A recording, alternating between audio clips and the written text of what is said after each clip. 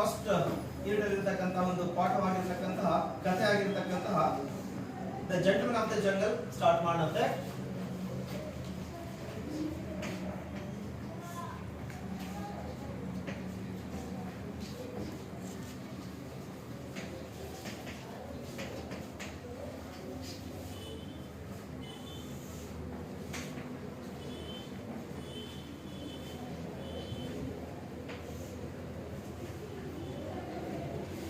The gentleman of the jungle. What do you mean by the word gentleman? Sabhyasta.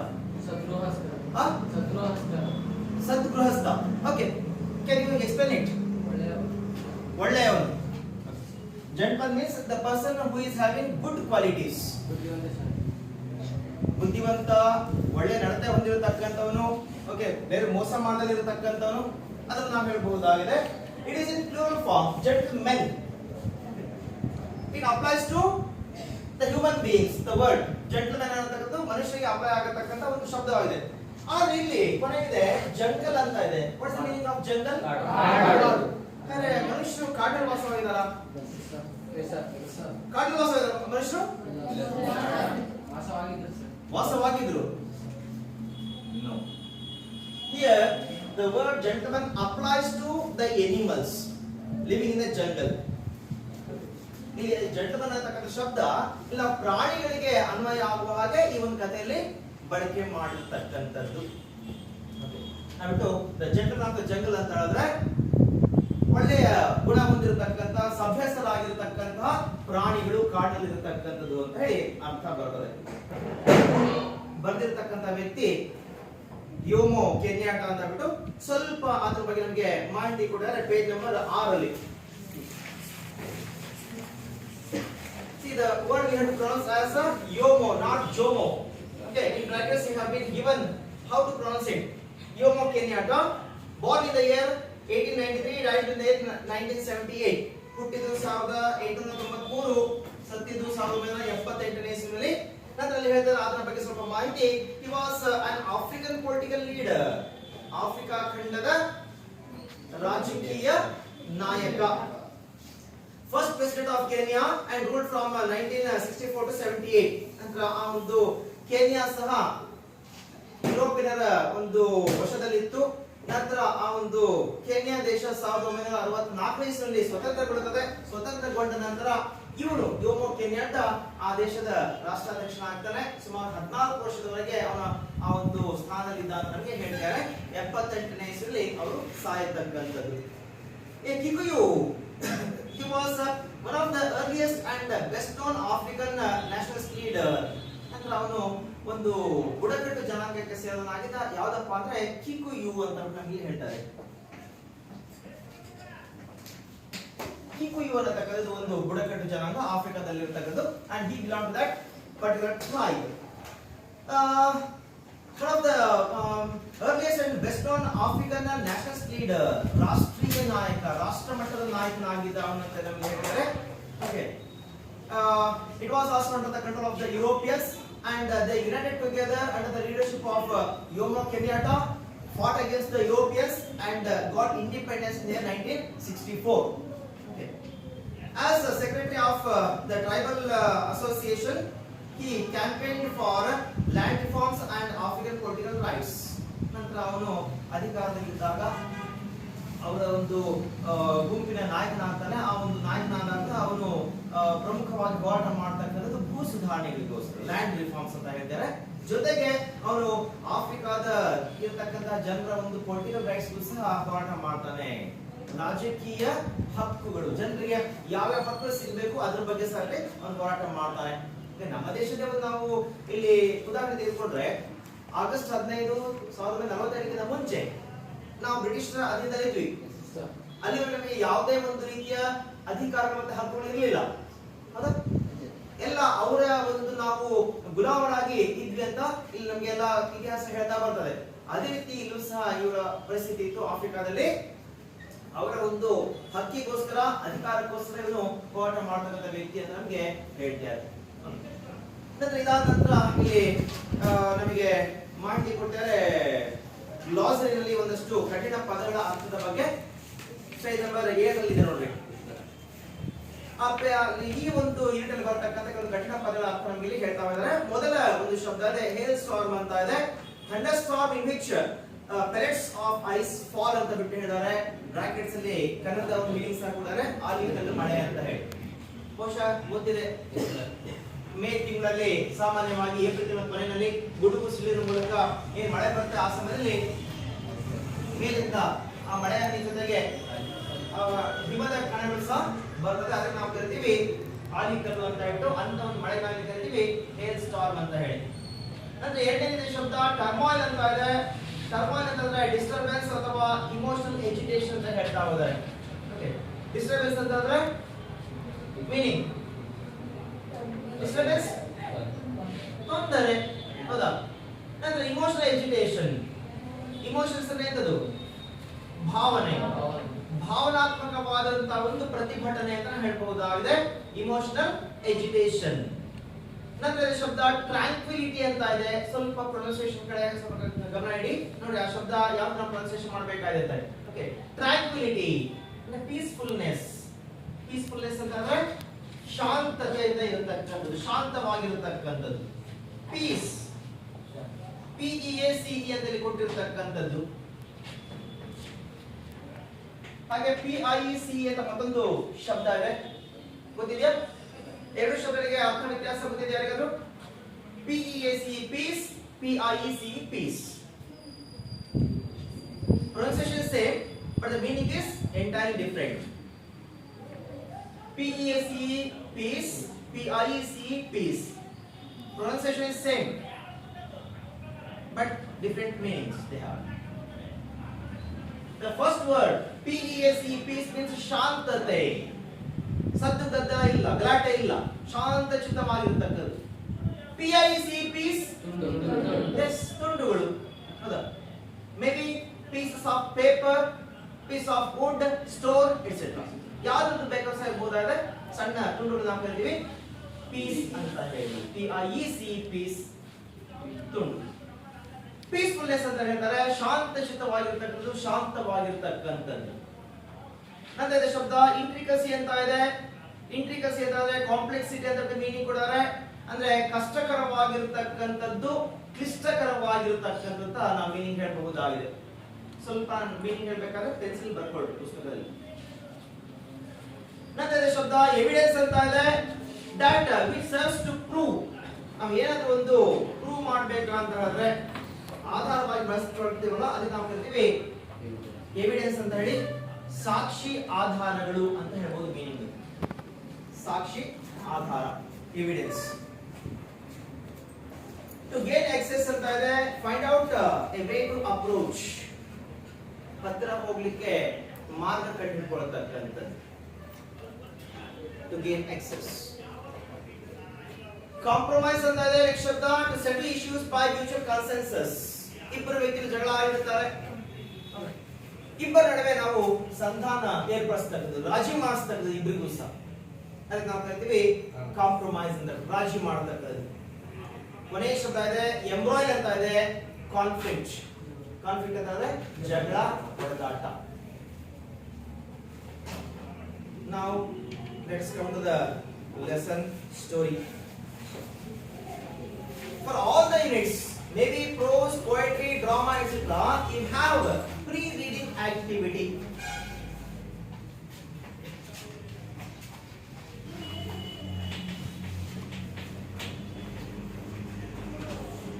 What is the use of pre-reading activity?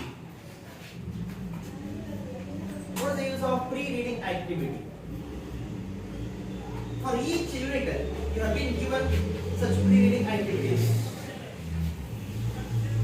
ಏನು pre-reading activities ನ ಸಹ ಅದರ ಒಂದು ಉಪಯೋಗ ಇದೆ. ಯಾಕಂದ್ರೆ pre-reading activities ಕೊಟ್ಟಿರ್ತಾರೆ ನಮಗೆ. ಪ್ರತಿಯೊಂದು ಪಾಠ ಇರಬಹುದಾದ್ರೆ, ಪದ್ಯ ಇರಬಹುದಾದ್ರೆ, ನಾಟಕ ಇರಬಹುದಾದ್ರೆ, ಆ ಪಾಠ, ಪದ್ಯ, ನಾಟಕ ಓದೋಕ್ಕಿಂತ ಮುಂಚಿತವಾಗಿ ಅಲ್ಲಿ ಒಂದು pre-reading activities ನಾವು ಮಾಡಬೇಕಾಗಿದೆ. ಏನಾದ್ರ ಒಂದು ಉಪಯೋಗ?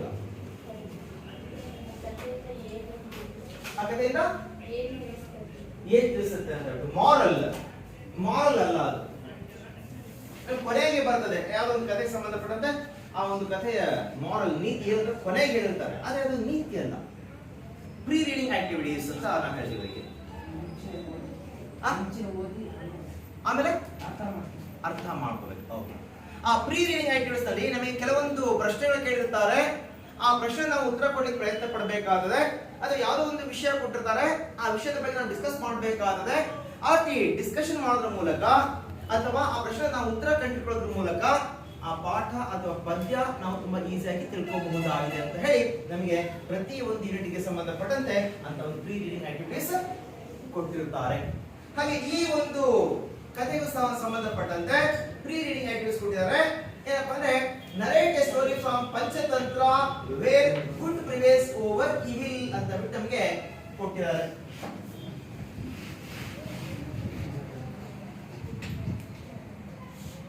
ಏನಪ್ಪ ಹೇಳಿದ್ರೆ, narrate a story from Panchatantra, Panchatantra ಕಥೆಗಳಿಂದ ಒಂದು ಕಥೆಯನ್ನು ಮಕ್ಕಳಿಗೆ ನಾವು ಹೇಳ್ಬೇಕಾಗುತ್ತೆ ಅಂತ ಹೇಳ್ತಾರೆ. ಓಕೆ, ಹಾಗಾದ್ರೆ ಪಂಚತಂತ್ರ ಅನ್ನತಕ್ಕಂತಹ ಒಂದು ಪುಸ್ತಕ, who is the writer of Panchatantra?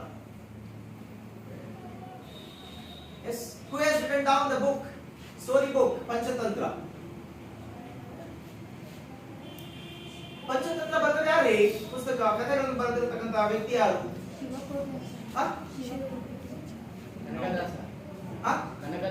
ಕನಕದಾಸನ?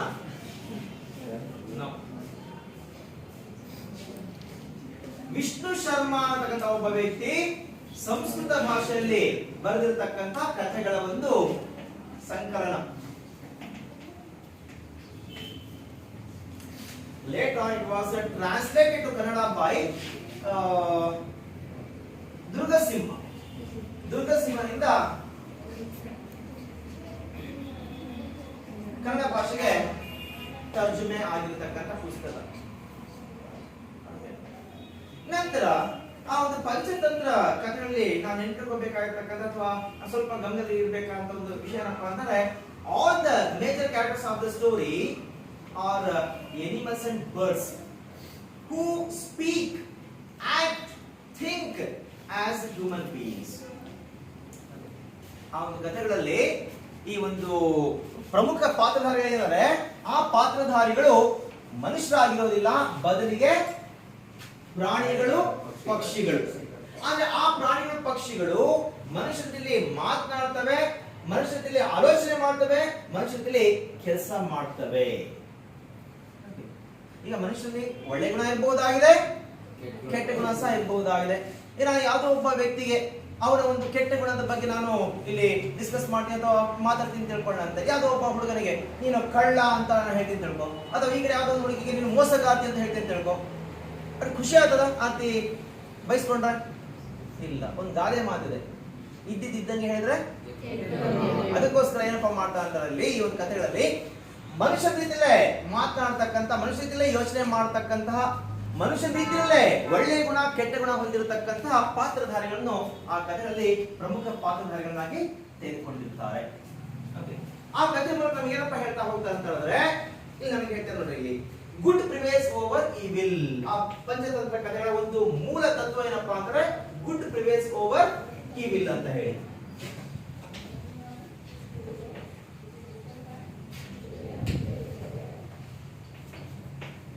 ಏನು ಇಲ್ಲಿ ಗುಡ್ ಪ್ರಿವೇಲ್ಸ್ ಓವರ್ ಈವಿಲ್ ಅಂತಂದ್ರೆ, ಗುಡ್ ಅಂದ್ರೆ ಏನು ಅರ್ಥ? ಒಳ್ಳೆಯದು. ಅದಕ್ಕೆ ಆಪೋಸಿಟ್ ವರ್ಡ್ ಈವಿಲ್. ಪ್ರಿವೇಲ್ಸ್ ಅಂತ ಹೇಳಿದ್ರೆ ಇರತಕ್ಕಂಥದ್ದು, ಅಸ್ತಿತ್ವದಲ್ಲಿ ಇರತಕ್ಕಂಥದ್ದು. ಗುಡ್ ಪ್ರಿವೇಲ್ಸ್, ಇಲ್ಲಿ ಒಳ್ಳೆತನ ಮಾತ್ರ ಉಳ್ಕೋತದೆ. ಒಳ್ಳೆತನ ಉಳ್ಕೋಬೇಕಂದ್ರೆ ಏನ್ ಮಾಡ್ಬೇಕಾಗಿದೆ? ಒಳ್ಳೆತನ ಉಳ್ಕೋಬೇಕಂದ್ರೆ ಏನ್ ಮಾಡ್ಬೇಕಾಗಿದೆ? ಆ ಕೆಟ್ಟದನ್ನು ಸಂಪೂರ್ಣವಾಗಿ ನಿರ್ನಾಮ ಮಾಡಬೇಕಾಗಿದೆ. Good prevails over the evil ಅನ್ನತಕ್ಕಂಥ ಒಂದು ತತ್ವ ಈ ಒಂದು ಪಂಚತಂತ್ರ ಕಥೆಗಳಲ್ಲಿ ಬರ್ತಕ್ಕಂಥ ಆಲ್ಮೋಸ್ಟ್ ಆಲ್ ಎಲ್ಲ ಕಥೆಗಳ ಒಂದು ತತ್ವ ಆಗಿದೆ. That is the moral. Okay, good prevails over the evil. Okay, and this can be seen in our epics. Which are the Indian epics? Epics of India. ನಮ್ಮ ಭಾರತ ದೇಶದ ಮಹಾಗ್ರಂಥಗಳು ಯಾವ್ದ್ರಿ? ರಾಮಾಯಣ, ಮಹಾಭಾರತ ಅಲ್ವಾ? ಹೌದಾ? ರಾಮಾಯಣ ನಾವು ಕಥೆ ತೆಗೆದುಕೊಂಡ್ರೆ ಅಲ್ಲಿ ಒಳ್ಳೆತನಕ್ಕೆ ಹೆಸರು ಆಗಿದ್ದವನು ರಾಮ, ಅವನ ತಮ್ಮ ಲಕ್ಷ್ಮಣ, ನಂತರ ಅವರಿಗೆ ಸಹಾಯ ಮಾಡತಕ್ಕಂತಹ ಒಂದು ವಾನರ ಸೇನೆ. ಅವ್ರು ಯಾರ ಮೇಲೆ ಇಲ್ಲಿ ಯುದ್ಧ ಮಾಡ್ತಾರೆ? ರಾವಣನ ಮೇಲೆ. ರಾವಣ ಕೆಟ್ಟತನಕ್ಕೆ ಪ್ರಸಿದ್ಧನಾದವನು, ಎಲ್ಲ ಕೆಟ್ಟ ಕೆಲಸ ಮಾಡತಕ್ಕಂಥವನು. ಕೊನೆಗೆ ಯುದ್ಧದಲ್ಲಿ ಜಯ ಯಾರಿಗೆ ಸಿಗುತ್ತದೆ? ರಾಮನಿಗೆ ಸಿಗುತ್ತದೆ. Good prevails over evil. ಹಾಗೆ ನಾವು ಮತ್ತೊಂದು ನಮ್ಮ ಮಹಾಗ್ರಂಥ ಯಾವುದು ಅಂತ ಹೇಳಿದ್ರೆ Mahabharata. There also we have two groups, Kauravas and Pandavas. In Pandavas we have 5 persons. Who were those 5 Pandavas? Yudhishthira first one, second one was Bhima, third one was Arjuna, fourth one was Nakula, last one was Sahadeva. All those were for stood for goodness, ಒಳ್ಳೆತನಕ್ಕೆ ಹೆಸರುವಾಸಿಯಾದವರು. And opposite to them were Kauravas. Duryodhana, Dushyasana. The name itself suggests that they were bad in all their activities. Duryodhana, Dushyasana, ಕೆಟ್ಟದಕ್ಕೆ ಹೆಸರುವಾಸಿಯಾಗ್ತದೆ. And the battle takes place for 18 days. 18 ದಿವಸಗಳ ಒಂದು ಮಹಾ ಸಂಗ್ರಾಮ, ಮಹಾಭಾರತ. ಅಲ್ಲಿ ವಿಜಯ ಸಿಗದೆ ಯಾರಿಗೆ? ಪಾಂಡವರಿಗೆ ವಿಜಯ ಸಿಗುತ್ತದೆ, ಕೌರವರೆಲ್ಲ ನಾಶವಾಗಿ ಹೋಗ್ತಾರೆ. There also we can say the same thing. Good prevails over evil. Okay. ಹೀಗೆ ಆ ಒಂದು ಪಂಚತಂತ್ರ ಕಥೆಗಳಲ್ಲಿ ಅಂತ ಒಂದು ನಾವು ತತ್ವವನ್ನು ನೋಡಲಿಕ್ಕೆ ಸಾಧ್ಯ. ಈ ಸ್ವಲ್ಪ ಈ ಒಂದು ಕಥೆ ಬಣ್ಣಂತೆ ದ ಜಂಟನ್ ಆಫ್ ದ ಜಂಗಲ್. ಈ ಒಂದು ಜಂಟನ್ ಆಫ್ ದ ಜಂಗಲ್ ನಾವು ಕಥೆ ತಿಳ್ಕೊಳ್ಳೋಕ್ಕಿಂತ ಮುಂಚೆ ಒಂದು ಸ್ವಲ್ಪ ಬ್ಯಾಕ್ ಗ್ರೌಂಡ್ ಕೊಟ್ಟಿದ್ದಾರೆ, ನೋಡ್ತಾ ಹೋದಂತೆ ಆ ಬ್ಯಾಕ್ ಗ್ರೌಂಡ್ ಏನ್ ಕೊಟ್ಟಿದ್ದಾರೆ ಅಂತ ಹೇಳಿ. In the late 19th century, the chief European powers divided Africa among themselves. They could do this because European arms were superior and because the African chiefs did not understand the meaning of the treaties they were asked to sign. As a result, Africans lost the lands they had traditionally lived on and cultivated. Their attitude towards European expansion is made clear in the following fable, which reflects the attitude of the Kikuyu people of Kenya toward European laws and commissions. ಅಂತ ನಮಗೆ ಇಲ್ಲಿ background ಕೊಟ್ಟಿದ್ದಾರೆ.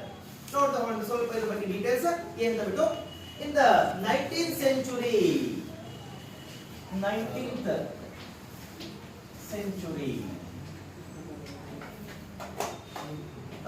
what is the beginning and ending year of 19th century?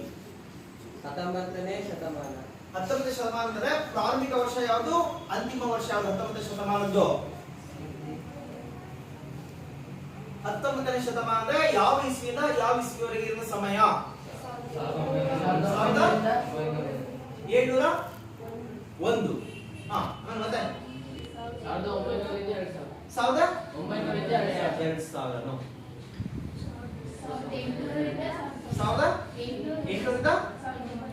1900 ವರ್ಷ ಆಗುದಿಲ್ಲ, ಸಮಯ ಜಾಸ್ತಿ ಆಗ್ಬಿಡುತ್ತೆ.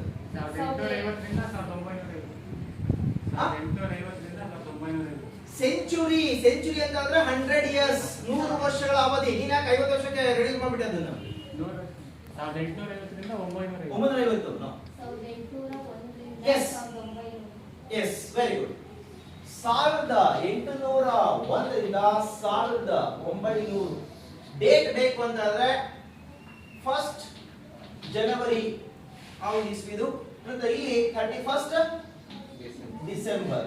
ಈ ಒಂದು ಅವಧಿಗೆ ನಾವು ಕರಿತೀವಿ 19th century ಅಂತ ಹೇಳಿ. ಇಲ್ಲಿ ಹೇಳ್ತಾರೆ, in the late 19th century the chief European powers divided Africa among themselves.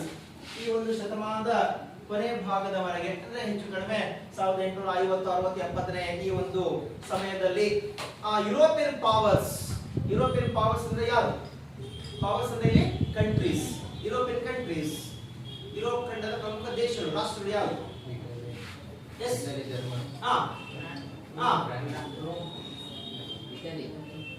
First ಬರ್ತದೆ ಇಂಗ್ಲೆಂಡ್, ಸರ್ವ ಶಕ್ತ ರಾಷ್ಟ್ರವಾಗಿದ್ದದು.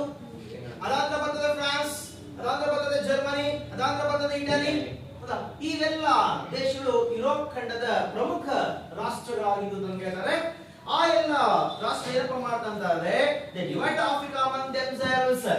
ಆ ಇಡೀ ಆಫ್ರಿಕಾ ಖಂಡವನ್ನು, ಇದೆ ಆಫ್ರಿಕಾ ಖಂಡ, ಬಹುಶಃ ನಮಗೆ ಸ್ಟಾರ್ಟಿಂಗ್ ಹೇಳಿದೆ, ಪ್ರಪಂಚದಲ್ಲಿ ಎರಡನೇ ತುಂಬಾ ವಿಸ್ತಾರವಾಗಿರತಕ್ಕಂಥ ದೊಡ್ಡದಾಗಿರತಕ್ಕಂಥ ಖಂಡ ಅಂತ ಹೇಳಿದ್ರೆ ಆಫ್ರಿಕಾ. ಫಸ್ಟ್ ಯಾವುದು? Second one is Africa. ಈ ಆಫ್ರಿಕಾ ಕಡೆ ಏನ್ ಮಾಡ್ತಾರೆ, ಒಂದಿಷ್ಟು ಭಾಗ ನೀನ್ ತಿಳ್ಕೊಳಪ್ಪ, ಇಷ್ಟು ಭಾಗ ತಿಳ್ಕೊ, ಇಷ್ಟು ನಾನು ಬಿಟ್ಕೊಡು, ಇಷ್ಟು ನೀನ್ ಬಿಟ್ಕೊಡು, ತಗೊಂಡು ಹೀಗೆ ಅವರು ಕೇಕ್ ಕಟ್ ಮಾಡ್ಕೊಂಡಂಗೆ ಇಡೀ ಆಫ್ರಿಕಾ ಖಂಡವನ್ನು ತಮ್ಮಲ್ಲಿ ಡಿವೈಡ್ ಮಾಡ್ಕೊತಾರೆ. ಓಕೆ, ನಂತರ ಈ ರೀತಿ ಆಗ್ಲಿಕ್ಕೆ ಪರಿಸ್ಥಿತಿ ಏನಪ್ಪಾ ಕಾರಣ? ಫಸ್ಟ್ ನಿಮಗೂ ಸಹ ಗೊತ್ತಿದೆ, ಬ್ರಿಟಿಷ್ ನಮಗೆ ನಮ್ಮ ದೇಶಕ್ಕೆ ಬರ್ತಕ್ಕಂಥ ಪ್ರಾಥಮಿಕ ಹಂತದಲ್ಲಿ ವ್ಯಾಪಾರ ಮಾಡ್ಲಿಕ್ಕೆ ಅಂತ ಹೇಳಿ ಯುರೋಪಿಯನರು, ಪೋರ್ಚುಗೀಸ್ ಇರ್ಬೋದಾಗಿದೆ, ಡಚ್ ಇರ್ಬೋದಾಗಿದೆ, ಫ್ರೆಂಚ್ ಇರ್ಬೋದಾಗಿದೆ, ಅಲ್ಲ ಯಾರ ಬೇಕಾದ್ರೆ ಇರ್ಬೋದಾಗಿದೆ, ಕೊನೆಗೆ ಬರ್ತದೆ ಇಂಗ್ಲಿಷ್. ಅವರೆಲ್ಲ ಭಾರತದಲ್ಲಿ ಬಂದಿದ್ದು ಯಾತಕ್ಕೋಸ್ಕರ? ಭಾರತಕ್ಕೆ ವ್ಯಾಪಾರಕ್ಕೋಸ್ಕರ. ಆಮೇಲೆ ಏನ್ ಮಾಡ್ತಾರೆ, ತಮ್ಮ ಸಾಮ್ರಾಜ್ಯವನ್ನು ಸ್ಥಾಪನೆ ಮಾಡ್ತಾರೆ. ಯಾಕೆ ಅಂತಂದ್ರೆ ಇಲ್ಲಿ ಭಾರತ ದೇಶದ ರಾಜಕೀಯ ಸ್ಥಿತಿಗಳು ಆಚೆ ಇತ್ತು. ಇಡೀ ದೇಶ ಸಣ್ಣ ಪುಟ್ಟ ರಾಜ್ಯಗಳಾಗಿ ಡಿವೈಡ್ ಆಗಿತ್ತು, ಒಬ್ಬ ರಾಜನ ಕಂಡ್ರೆ ಮತ್ತೊಬ್ಬನೇ ಆಗ್ತಿರ್ಲಿಲ್ಲ, ಹೀಗೆಲ್ಲ ಇತ್ತು. ಆ ಒಂದು ಕಾರಣಕ್ಕೋಸ್ಕರ ಅವರು ಇಲ್ಲಿ ತಮ್ಮ ಸಾಮ್ರಾಜ್ಯ ಸ್ಥಾಪನೆ ಮಾಡಲಿಕ್ಕೆ ಆಗುತ್ತದೆ. ಹಾಗಾದ್ರೆ ಈ ಒಂದು ಆಫ್ರಿಕಾ ಖಂಡ ಇವರ ಕಂಟ್ರೋಲಿಗೆ ಬರ್ಲಿಕ್ಕೆ ಏನಪ್ಪ ಕಾರಣ? ನಮಗೆ ಹೇಳ್ತಾ ಹೋಗ್ತಾರೆ, the European arms were superior. The European arms were superior. ಆ ಯುರೋಪ್ ಖಂಡದವರ ಶಸ್ತ್ರಾಸ್ತ್ರದ ಒಂದು ಸೈನ್ಯದ ಒಂದು ಬಲ ತುಂಬಾ ಸ್ಟ್ರಾಂಗ್ ಆಗಿತ್ತು, ತುಂಬಾ ಬಲಶಾಲಿ ರಾಷ್ಟ್ರವಾಗಿದ್ದು. ಅದಾದ ನಂತರ and because the African chiefs did not understand the meaning of the treaties they were asked to sign. ಮತ್ತೆ ಆ ಒಂದು ಆಫ್ರಿಕಾದಲ್ಲಿದ್ದಂತಹ ಜನರು, ನೀಗ್ರೋ ಜನರು ನೋಡಿದ್ರ, ನೀಗ್ರೋ ಜನರಿಗೆ ವೆಸ್ಟ್ ಇಂಡೀಸ್ ಕ್ರಿಕೆಟ್ ಟೀಮ್ ನೋಡಿಲ್ವಾ? ಕ್ರಿಸ್ ಗೇಲ್ ನೋಡಿಲ್ವಾ? ಹೇಗಿದ್ದಾರೆ ಅವರು? ಬ್ಲಾಕ್ ಕಪ್ಪಗಿದ್ದಾರೆ, ಅಲ್ಲ ತಲೆ ಕೂದಲೆಲ್ಲ ತುಂಬಾ ಗುಗ್ಗುರು ಕೂದಲು ಆಗಿರ್ತದೆ. ಅನಂತರ ಚಪ್ಪಟೆ ಮೂಗು, ದಪ್ಪ ತುಟಿ, ಇದು ಅವರ ಒಂದು ಮುಖಚರ್ಯೆ ಆಫ್ರಿಕನ್ಸ್. ಮತ್ತೆ ಈ ಆಫ್ರಿಕಾದಲ್ಲಿದ್ದಂತವರಿಗೆ ಯಾವುದೇ ಒಂದು ರೀತಿಯ ವಿದ್ಯಾಭ್ಯಾಸ ಎಲ್ಲ ಇರ್ತಿಲ್ಲ, ಅವರು ತುಂಬಾ ಹೆಡ್ ಆಗಿದ್ರು. they were very innocent, so they signed wherever the Europeans asked to sign. ಎಲ್ಲೆಲ್ಲಿ ನೀವು ಸಹಿ ಹಾಕಪ್ಪ ಅಂತ ಹೇಳ್ತಾರೆ ಅಲ್ಲೆಲ್ಲ ಅವರು ಸಹಿ ಹಾಕ್ತಾ ಬಂದ್ಬಿಡ್ತಾರೆ. ಓಕೆ, ಈ ಒಂದು ಕಾರಣದಿಂದ ಏನಪ್ಪಾ ಅಂತಂದ್ರೆ ಇಡೀ ಆ ಆಫ್ರಿಕಾ ಖಂಡವನ್ನು ಅವ್ರು ಕಳ್ಕೋಬೇಕಾಗುತ್ತದೆ. ಇಲ್ಲಿ ಬ್ರಿಟಿಷ್ ನಮ್ಮ ದೇಶ ಆಳ್ವಿಕೆ ಮಾಡಬೇಕಾದ್ರೆ ಎರಡು ಪ್ರಮುಖ ಕಾನೂನು ಕಾಯ್ದೆ ಜಾರಿ ಮಾಡಿದಾರಲ್ಲಿ ಒಂದಿರಬಹುದಾಗಿದೆ ಡಾಕ್ಟ್ರಿನ್ ಆಫ್ ಲ್ಯಾಬ್ಸ್ ಅಂತ ಹೇಳಿ. ಏನು ಡಾಕ್ಟ್ರಿನ್ ಆಫ್ ಲ್ಯಾಬ್ಸ್ ಅಂತ ಹೇಳಿದ್ರೆ ದತ್ತು ಮಕ್ಕಳಿಗೆ ಹಕ್ಕಿಲ್ಲ. ಯಾರು ಜಾರಿ ತಂದಿದ್ದು? ದತ್ತು ಮಕ್ಕಳಿಗೆ ಹಕ್ಕಿಲ್ಲ. ಹಾಗೆ ಮತ್ತೊಂದು ಕಾನೂನು ಕಾಯ್ದೆ ವೆಲೆಸ್ಲಿ ಜಾರಿ ತರತಕ್ಕಂಥದ್ದು ಸಹಾಯಕ ಪದ್ಧತಿ. ನಾವು ಸಹ ಇಲ್ಲಿ ಅನಿವಾರ್ಯವಾಗಿ ಅಂತದಕ್ಕೆಲ್ಲ ಸೈನ್ ಮಾಡಬೇಕಾಯಿತು, ನಮ್ಮ ರಾಜ್ಯದವರಿಗೆ ಬಿಟ್ಕೊಡ್ಬೇಕಾಗಿತ್ತು. ಇಲ್ಲೂ ಸಹ ಆ ಒಂದು ಆಫ್ರಿಕನ್ನರು ಹಾಗೆ ತಮ್ಮ ರಾಜ್ಯವನ್ನು ಆ ಯುರೋಪಿಯನ್ರಿಗೆ ಬಿಟ್ಕೊಡ್ತಾ ಹೋಗ್ತಾರೆ. Okay, as a result Africans lost land they had traditionally lived on and cultivated. ಯಾವಾಗ ಅವರು ಒಂದು ಒಪ್ಪಂದಗಳಿಗೆಲ್ಲ ಸಿಗ್ನೇಚರ್ ಮಾಡ್ತಾರೆ, ತಮ್ಮ ಪೂರ್ವಜರು ಅಜ್ಜ ಮುತ್ತಜ್ಜ ಅವರೆಲ್ಲ ಬದುಕಿ ವಾಸವಾಗಿದ್ದಂತ ಒಂದು ಪ್ರದೇಶ, ಯಾವ ಪ್ರದೇಶದಲ್ಲಿ ವ್ಯವಸಾಯ ಮಾಡ್ತಿದ್ರು ಆ ಎಲ್ಲಾ ಪ್ರದೇಶ ಆ ಯುರೋಪಿಯನ್ರಿಗೆ ಕೊಡಬೇಕಾಗಿತ್ತು. Their attitude towards European expansion is made clear in the following fable, which reflects the attitude of the Kikuyu people of Kenya toward European laws and commissions. ಈ ಒಂದು ಕಥೆ ಏನು ನಮಗೆ the gentle of the general ಅಂತಲ್ಲ, ಈ ಕಥೆನಲ್ಲಿ ಆ ಕಿಕುಯು ಅನ್ನತಕ್ಕಂಥ ಜನಾಂಗದವರು ಯಾವ ರೀತಿ ಆ ಯುರೋಪಿಯನ್ನರ ರಾಜ್ಯ ವಿಸ್ತರಣಾ ಒಂದು ಧ್ಯೇಯ ಇತ್ತು, ಅವರ ಒಂದು ಯೋಜನೆ ಇತ್ತು, ಯಾವ ವಿರೋಧ ವ್ಯಕ್ತಪಡಿಸ್ತಾರೆ ಅದರ ಬಗ್ಗೆ ಮಾಹಿತಿ ಕೊಡ್ತಾ ಹೋಗುತ್ತದೆ. ಇದು ಬ್ಯಾಕ್ ಗ್ರೌಂಡ್. ಈ ಬ್ಯಾಕ್ ಗ್ರೌಂಡ್ ಅಲ್ಲಿ ನಾವು ಈ ಒಂದು ಕಥೆ ತಿಳ್ಕೊಳ್ಳಿಕ್ಕೆ ಪ್ರಯತ್ನ ಮಾಡಬೇಕಾಗಿದೆ. ಈಗ ನೋಡ್ತಾ ಹೋದಂತೆ ಈ ಒಂದು ಕಥೆ ಯಾವ ರೀತಿ ಪ್ರಾರಂಭವಾಗುತ್ತೆ ಅಂತ ಮೊದಲ ಪ್ಯಾರಾಗ್ರಾಫ್ ಯಾರು ಓದ್ತೀರಾ? ಮೊದಲ ಪ್ಯಾರಾಗ್ರಾಫ್ ಎಸ್ ಕಿಡ.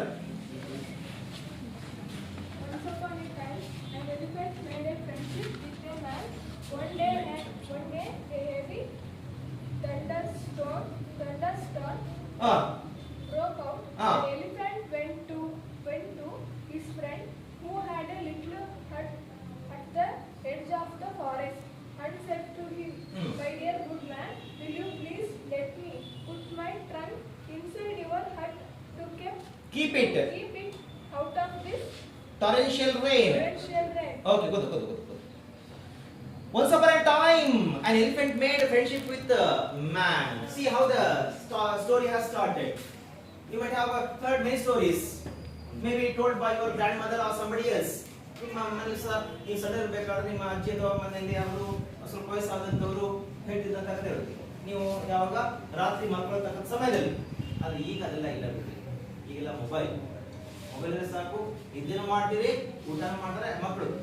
ಯಾವುದೋ ಒಂದು ವಾಟ್ಸಪ್ ಅಲ್ಲಿ ಕ್ಲಿಪ್ಪಿಂಗ್ ಬಂದಿತ್ತು, ಆ ಮಗುಗೆ ತಾಯಿ ಊಟ ತಿನ್ನಿಸ್ಬೇಕಾದ್ರೆ ತಲೆಗೆ ಆ ಫೋನ್ ಮೊಬೈಲ್ ಫೋನ್ಗೆ ಇಟ್ಕೊಂಡ್ಬಿಟ್ಟಿದ್ದಾಳೆ, ತಲೆ ಮೇಲೆ ಒಂದು ರಬ್ಬರ್ ಬ್ಯಾಂಡ್ ಅದು ಇದು ಹಾಕೊಂಡ್ಬಿಟ್ಟು ಅದೇನೋ ಬರ್ತಾ ಇದೆ, ಆ ಮಗು ಆ ಮೊಬೈಲ್ ನೋಡ್ತಾ ಇದೆ, ತಾಯಿಗೆ ಮಗುಗೆ ಊಟ ಮಾಡಿಸ್ತಾ ಇದ್ದಾರೆ. ಹಿಂದಿನ ಕಾಲದಲ್ಲಿ ಅಂತದ್ದು ಇರಲಿಲ್ಲ. ಆ ಒಂದು ಕಾರಣಕ್ಕೋಸ್ಕರ ಅವಾಗ ಮಕ್ಕಳಿಗೆ ರಾತ್ರಿ ಹೊತ್ತಲ್ಲಿ ಮನಸ್ಬೇಕಂತಂದ್ರೆ ತಾಯಿ ಲಾರಿ ಹಾಡ್ಬೇಕಾಗಿತ್ತು, ಜೋಳ ಹಾಡ್ಬೇಕಾಗಿತ್ತು. ಸ್ವಲ್ಪ ಹಂಗೆ ವಯಸ್ಸಾದ ನಂತರ ಅಂದ್ರೆ ಒಂದು 7 ವರ್ಷ 3 ವರ್ಷ 4 ವರ್ಷ ಈ ಒಂದು ಸಂದರ್ಭದಲ್ಲಿ ಅಜ್ಜಿ ಅಥವಾ ಬೇರೆ ಯಾರು ನಿಮ್ಮಲ್ಲಿ ಇರತಕ್ಕಂಥ ಹಿರಿಯರು ಕಥೆ ಹೇಳ್ಬಿಟ್ಟು ಮನಸ್ತಾ ಇದ್ರು. ಆ ಕಥೆ ಯಾವಾಗ ಸ್ಟಾರ್ಟ್ ಆಗ್ತಾ ಇತ್ತು? ಒಂದಾನೊಂದು ಕಾಲದಲ್ಲಿ ಯಾರೋ ಒಬ್ಬ ರಾಜ ಇದ್ದಂತೆ. ಕಾಲ ಗೊತ್ತಿಲ್ಲ, ಎಷ್ಟನೇ ಶತಮಾನ, ಎಷ್ಟನೇ ಇಸ್ವಿ ಏನು ಗೊತ್ತಿಲ್ಲ. ಮತ್ತೆ ಎಲ್ಲೋ ಪರ್ಟಿಕ್ಯುಲರ್ ಯಾವುದೋ ಒಂದು ಪ್ರದೇಶ ಅಂತ ಇಲ್ಲ, ಏಷ್ಯಾ ಖಂಡದಲ್ಲೋ ಆಫ್ರಿಕಾ ಖಂಡದಲ್ಲೋ ಅಥವಾ ಅಮೆರಿಕದಲ್ಲೋ ಎಲ್ಲಂತ ಗೊತ್ತಿಲ್ಲ. ಯಾವುದೋ ಒಬ್ಬ ರಾಜ, ಆ ರಾಜನ ಹೆಸರು ಸಹ ಇಲ್ಲ. ಇಲ್ಲೂ ಸಹ ಅಷ್ಟೇ. once upon a time, ಒಂದಾನೊಂದು ಕಾಲದಲ್ಲಿ an elephant made friendship with man. See, there was friendship between an elephant and man. Okay, the elephant made friendship with man. Okay, and one day there was heavy thunderstorm, and the elephant went to his friend who had little hut at the edge of the forest and said to him, and both of them they were leading their life in the forest. Man was having his hut at the edge of the forest, not in the center of the forest. Okay, he had his hut ಎಂತದು ಗುಡಿಸಲು at the edge of the forest, ಕಾಡಿನ ಅಂಚಿನಲ್ಲಿ ಅವನು ಅಂತ Muslim ಹೊಂದಿದ್ದ, ಕಾಡಿನ ನಡುಭಾಗದಲ್ಲಿ ಅಲ್ಲ. Once what happens, there was a heavy thunderstorm. ಒಂದ್ಸತಿ ಏನಪ್ಪಾ ಅಂತಂದ್ರೆ ಸಿಕ್ಕಾಪಟ್ಟೆ ಜೋರಾದ ಗತಿನಲ್ಲಿ ಗುಡುಗು ಸಿಡಿಲು ಮಳೆ ಆರ್ಭಟ, ಬಿರುಗಾಳಿ ಬೀಸಲಿಕ್ಕೆ ಶುರು ಮಾಡ್ತದೆ, ಆಲಿಕಲ್ ಮಳೆ ಶುರು ಆಗ್ತದೆ. ಇಂಥ ಸಂದರ್ಭದಲ್ಲಿ ಏನಪ್ಪ ಮಾಡ್ತದೆ ಆ ಎಲಿಫೆಂಟ್ ಅಂತಂದ್ರೆ, it went to the hut of man, his friend, and said to him. ಈಗ ನೇರವಾಗಿ ಆ ಒಂದು ಆನೆ ಏನಪ್ಪ ಮಾಡ್ತದೆ, ತನ್ನ ಸ್ನೇಹಿತನ ಕಡೆಗೆ ಹೋಗ್ತದೆ. ಹೋಗಿದ್ದ ತರ ಮಾತಾಡ್ಲಿಕ್ಕೆ ಶುರು ಮಾಡ್ತದೆ. ಇಲ್ಲಿ ಆನೆ ಮಾತಾಡ್ತಾ ಅಂದ್ರೆ ನೀವು ಯಾರು ಆಶ್ಚರ್ಯ ವ್ಯಕ್ತಪಡಿಸಿದ್ರೆ ಬೇಡ, ಯಾಕಂದ್ರೆ ನಾನು ಹೇಳ್ಬಿಟ್ಟಿದೆ ಪಂಚತಂತ್ರ ಕಥೆಗಳಲ್ಲಿ. The major characters are animals and birds. They speak as human beings, they act as human beings, okay, they think as human beings. ಮನುಷ್ಯರಲ್ಲಿ ಮಾತಾಡ್ತವೆ, ಮನುಷ್ಯರಲ್ಲಿ ಆಲೋಚನೆ ಮಾಡ್ತವೆ, ಮನುಷ್ಯರಲ್ಲಿ ಕೆಲಸ ಮಾಡ್ತವೆ. ಇಲ್ಲಿ ಸಹ ಆನೆ ಇಲ್ಲಿ ಮನುಷ್ಯ ಜೊತೆಗೆ ಮಾತಾಡತಕ್ಕಂಥದ್ರಲ್ಲಿ ನೀವು ಆಶ್ಚರ್ಯ ಪಡೋ ಅವಶ್ಯಕತೆ ಇಲ್ಲ. ಮತ್ತು ಯಾವ ರೀತಿ ಮಾತಾಡ್ತದೆ ಅಂತ ಹೇಳ್ಬಿಟ್ಟು ತುಂಬಾ ಒಂದು ನೈಸ್ ಆಗಿ ಓಕೆ ರಿಕ್ವೆಸ್ಟ್ ಮಾಡ್ಕೋತಾರೆ. ಏನ್ ರಿಕ್ವೆಸ್ಟ್ ಮಾಡ್ಕೋತಾರೆ, ಯಾವ ರೀತಿ ಮಾತಾಡ್ತಾರೆ ನೋಡ್ರಿ. My dear good man, will you please let me put my trunk inside your hut to keep it out of this torrential rain. My dear good friend, ನನ್ನ ಉತ್ತಮವಾದ ಒಳ್ಳೆಯ ಸ್ನೇಹಿತನೇ, ಏನಪ್ಪ ಮಾಡಬೇಕಾಗಿದೆ ನನಗೆ ಸಹಾಯ? ಈ ಮಳೆಯಿಂದ ರಕ್ಷಣೆ ಮಾಡಬೇಕಾಗಿದೆ, ಇಡೀ ದೇಹದಿಂದ ರಕ್ಷಣೆ ಮಾಡಬೇಕಾದ್ರೆ ಬೇಡ, just you protect my trunk. Trunk ಅಂದ್ರೆ ಏನದು? ಸೊಂಡಿಲು. ಓಕೆ, ಕೇವಲ ನನ್ನ ಸೊಂಡನ್ನು ಮಾತ್ರ ನೀನು ರಕ್ಷಣೆ ಮಾಡ್ತೀಯಲ್ವೇನು ಅಂತ ಬಿಟ್ಟು ಕೇಳ್ತದೆ. The man seeing what the situation his friend was in replied, my dear good elephant, my hut is very small, but there is room for your trunk and myself. Please put your trunk in gently. The elephant thanked his friend, saying, you have done me a good deed, and one day I shall return your kindness. Man who was inside the hut comes out and looks at the elephant. He felt very pity to see his friend in such a condition. Okay, there was heavy rainfall and the elephant was dripping. Okay, ಈಗ ಮನುಷ್ಯ ಗುಡಿಸಿದ ಹೊರ ಬರ್ತಾನೆ, ನೋಡ್ತಾನೆ ತನ್ನ ಸ್ನೇಹಿತನ ಒಂದು ದುಸ್ಥಿತಿ. ಪಾಪ ಜೋರ ಮಳೆ ಬರ್ತದೆ, ಅಂತ ಮಳೆಯಲ್ಲಿ ಆನೆ ನೇಯ್ತಾ ಇದೆ. ತುಂಬಾ ಅಯ್ಯೋ ಅನ್ಸುತ್ತದೆ ಮನುಷ್ಯನಿಗೆ, ಅಯ್ಯೋ ನನ್ನ ಸ್ನೇಹಿತನಿಗೆ ಎಂತ ಒಂದು ದುಸ್ಥಿತಿ ಬಂತಪ್ಪ, ಈ ಸ್ಥಿತಿಲಿ ಈ ಪರಿಸ್ಥಿತಿಲಿ ನಾನು ಕಾಪಾಡಬೇಕು, ಅವ್ರಿಗೆ ಸಹಾಯ ಮಾಡ್ಬೇಕಂತ ಅವನಿಗೆ ಮನಸ್ಸಾಗ್ತದೆ. ಹೇಳ್ತದೆ, ನನ್ನ ಗುಡಿಸಲು ತುಂಬಾ it's very small, but there is a room ಅಂತಂದ್ರೆ ಪ್ಲೇಸ್ ಅಂತ ತಿಳ್ಕೊಬೇಕಾದ್ರೆ, ಜಾಗ ಇದೆ ತಿಳ್ಕೊಬೇಕಾದ್ರೆ. Okay, there is room for your trunk and myself. ನನ್ನ ಗುಡಿಸಲು ಸ್ವಲ್ಪ ಸಣ್ಣದಿದ್ರು ಸಹ ಆ ಗುಡಿಸಲಲ್ಲಿ ನಾನು ಸಹ ಇರಬಹುದಾಗಿದೆ, ನಿನ್ನ ಸೊಳ್ಳು ಸಹ ಇಡ್ಲಿಕ್ಕೆ ಅವಕಾಶ ಮಾಡಿಕೊಡಬಲ್ಲೆ ಅಂತ ಹೇಳ್ತಾ ಇದೆ. Please put your trunk in gently, ಹೇಳ್ತೆ ನಿಧಾನವಾಗಿ ನಿನ್ನ ಸೊಳ್ಳನ್ನು ನನ್ನ ಗುಡಿಸಲಿಗೆ ಇಡು ಅಂತ ಹೇಳ್ತದೆ. The elephant thanked his friend saying, "You have done me a good deed and one day I shall return your kindness." ನೋಡ್ರಿ, ಆ ಎಲಿಫೆಂಟ್ ಮನುಷ್ಯನ ಹೆಲ್ಪ್ ಪಡೆದಕ್ಕೆ ಒಂದು ಥ್ಯಾಂಕ್ಸ್ ಹೇಳ್ತಾ ಇದೆ ಮತ್ತೆ in future I will help you when you are in such a condition, when you need my help ಅಂತ ಹೇಳ್ತದೆ. ಮುಂದಿನ ದಿನಗಳಲ್ಲಿ ಯಾವಾಗ ನೀನು ತೊಂದರೆಯಲ್ಲಿರ್ತೀಯ, ನನ್ನಿಂದ ಸಹಾಯ ಬೇಕಾಗುತ್ತದೆ, ಅವಾಗ ನಿನಗೆ ನಾನು ಖಂಡಿತವಾಗ್ಲೂ ಸಹ ಸಹಾಯ ಮಾಡ್ತೇನೆ. ಯಾತಕ್ಕೋಸ್ಕರ? ಇವತ್ತಿನ ಸಹಾಯ ಮಾಡ್ತಿದ್ಯಾ? ಯಾವಾಗ ಸಹಾಯ ಮಾಡ್ತೇನೆ ಮನುಷ್ಯ? ಆ ಒಂದು ಆನೆ ಸೊಳ್ಳಂತನ್ನ ಗುಡಿಸಲಿ ಇಟ್ಕೊಳ್ಳೋದ್ರ ಮೂಲಕ. ಈ ಸಹಾಯಕ್ಕೆ ಪ್ರತಿಯಾಗಿ ಆ ಆನೆ ಸಹ ಹೇಳ್ತದೆ, ನಾನ್ ನಿನಗೆ ಮುಂದಿನ ದಿನಗಳಲ್ಲಿ ಸಹಾಯ ಮಾಡ್ಬೇಕಂತ ಸಂದರ್ಭ ಬಂತು ಅಂತಾರೆ ಖಂಡಿತವಾಗೂ ಸಹ ಸಹಾಯ ಮಾಡ್ತೀನಿ ಅಂತ ಹೇಳ್ತಾನೆ. ಓಕೆ, ಇಲ್ಲಿ ಇದು ಮನುಷ್ಯ ಮತ್ತೆ ಆನೆ ನಡುವೆ ಆಗತಕ್ಕಂತ ಪ್ರಾರಂಭಿಕ ಹಂತದ ಒಂದು ಡೆವಲಪ್ಮೆಂಟ್ಸ್ ಮಾತುಕತೆ ಯಾವ ಪ್ರಾರಂಭವಾಗಿದೆ, ಯಾವ್ದು ಮನುಷ್ಯ ಸಹಾಯ ಮಾಡ್ತಾ ಏನಂತ ಹೇಳ್ಬಿಟ್ಟು ನೆಕ್ಸ್ಟ್ ಪೀರಿಯಡ್ ನೋಡ್ತಾ ಹೋದಂತೆ ಮುಂದೆ ಏನಾಗುತ್ತೆ ಕಥೆ. ಇಲ್ಲಿ ಸದ್ಯಕ್ಕೆ ನಾವು ಸ್ಟಾಪ್ ಮಾಡೋದು.